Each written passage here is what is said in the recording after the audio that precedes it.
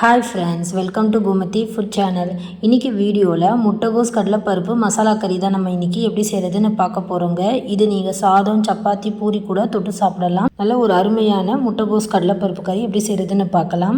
First நம்ம ஊற வச்ச கடலைப்பருப்பை வேக வச்சுக்கலாங்க. ஒரு கைப்பிடி அளவுக்கு கடலைப்பருப்பை ஒரு 2 மணி நேரம் நல்லா ஊற வச்சு எடுத்துருக்கோங்க. இப்போ இதை நம்ம குக்கரில் சேர்த்துக்கலாம். சேர்த்துட்டு ஒரு டம்ளர் அளவுக்கு தண்ணி சேர்த்துக்கலாங்க. கடலைப்பருப்பு இவ்வளோ தான் சேர்க்கணும்னு இல்லைங்க, நீங்கள் எக்ஸ்ட்ரா கூட நீங்கள் கடலைப்பருப்பு சேர்த்துக்கலாம். எந்த அளவுக்கு நம்ம கடலைப்பருப்பு சேர்த்துக்கிறோமோ அந்த அளவுக்கு டேஸ்ட்டும் ரொம்ப அருமையாக இருக்கும். நான் ஒரு கைப்பிடி அளவுக்கு தான் சேர்த்துருக்கேன். ஒரு 2 விசில் வர விட்டு கேஸ் ஆஃப் பண்ணி இறக்கிக்கோங்க. பாருங்கள், கடலைப்பருப்பு நல்லா வெந்துடுச்சு. குழஞ்சிடக்கூடாது, இந்த அளவுக்கு லைட்டாக அமுத்து விட்டு பாருங்கள். குழஞ்சிடாமல் இந்த அளவுக்கு நான் வேக வச்சு எடுத்துருக்கேன். உங்களுக்கு நல்லா கூட்டு மாதிரி திக்காக வேணும்னா நீங்கள் குழைவாக வேக வச்சு கூட எடுத்துக்கலாங்க. நான் இந்த தண்ணியை வடிகட்டிட்டு கடலைப்பருப்பு மட்டும் வேறு ஒரு பாத்திரத்தில் மாற்றிட்டு அதே குக்கரில் ஒரு 3 டேபிள் ஸ்பூன் அளவுக்கு எண்ணெய் சேர்த்துட்டு ஒரு கால் ஸ்பூன் அளவுக்கு கடுகு உளுத்தம் பருப்பு சேர்த்துக்கிறேங்க. கூட ஒரு பெரிய வெங்காயம் பொடியாக கட் பண்ணி சேர்த்துக்கிறேன். ஒரு 2 பச்சை மிளகாய் இது போல் 2ஆக கட் பண்ணி சேர்த்துக்கோங்க. கொஞ்சமாக கருவேப்பிலை சேர்த்துட்டு வெங்காயம் நல்லா வதக்கி விட்டுக்கோங்க.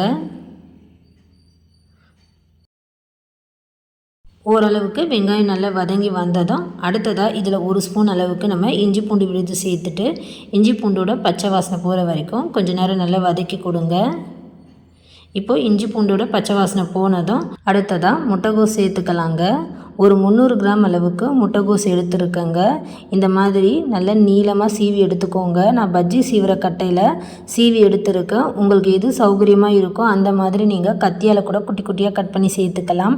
அப்படி இல்லைன்னா இந்த மாதிரி நீங்கள் பஜ்ஜி சீவிர கட்டையில் முட்டைகோஸை சீவி எடுத்தீங்கன்னா உங்களுக்கு இந்த மாதிரி நீளமாக மெலிசாக கிடைக்கும். பாருங்கள், முட்டைகோஸை சேர்த்துட்டு இந்த மாதிரி நல்லா வதக்கி கொடுங்க.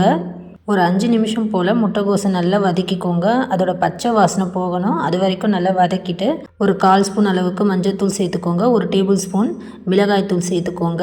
தேவையான அளவுக்கு உப்பு சேர்த்துட்டு நல்லா கலந்து கொடுத்துக்கோங்க.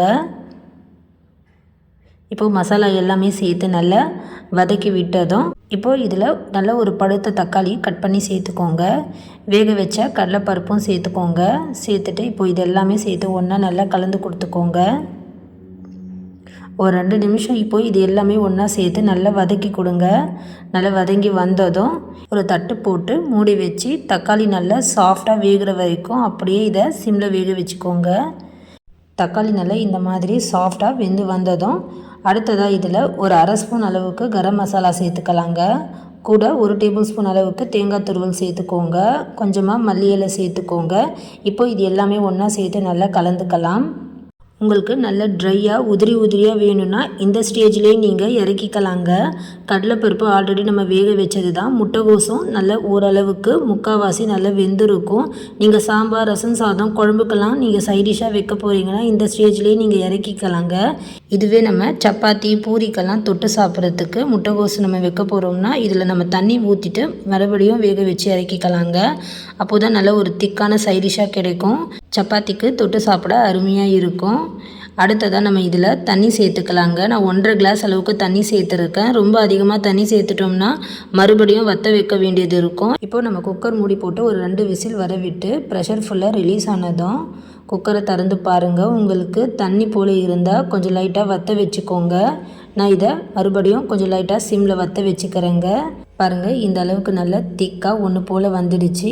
நல்லா சூப்பராக அருமையான ஒரு ஹெல்தியான முட்டைகோஸ் கடலைப்பருப்பு கறி நம்ம ரெடி பண்ணியாச்சு. நீங்களும் கண்டிப்பாக வீட்டில் இதே மாதிரி சப்பாத்தி, பூரி, சாதத்துக்கெல்லாம் செஞ்சு பாருங்கள்.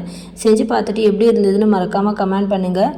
இந்த வீடியோ பிடிச்சிருந்தால் லைக் பண்ணுங்கள், மற்றவங்களுக்கும் ஷேர் பண்ணுங்கள். நம்ம சேனலை நீங்கள் ஃபஸ்ட் டைம் பார்க்குறீங்கன்னா மறக்காமல் கோமதி ஃபுட் சேனலை சப்ஸ்கிரைப் பண்ணிக்கோங்க. தேங்க்ஸ் ஃபார் வாட்சிங்.